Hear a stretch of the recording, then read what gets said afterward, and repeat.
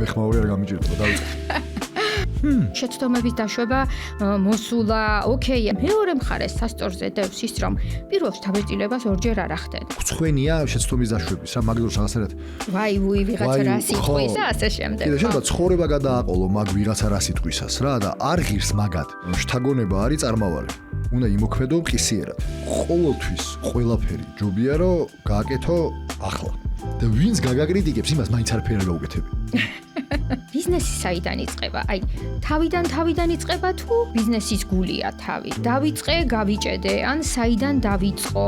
იდეა მაქვს, ფული სად ვიშოვო? ფული მაქვს, იდეა არა მაქვს და ასე შემდეგ. საბოლოო ჯამში რაღაცა ფასეულს უქმნი ვიღაცა სხვას.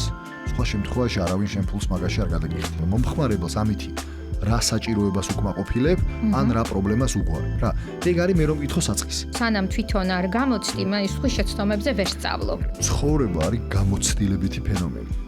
დაისახე მიზანი. ჩამოწერე მე ეგ მიზანი. ეგენი ქმედებებია ყველა. ამას რო ვიზავე ეს მოხდება, ეგ მომავალია.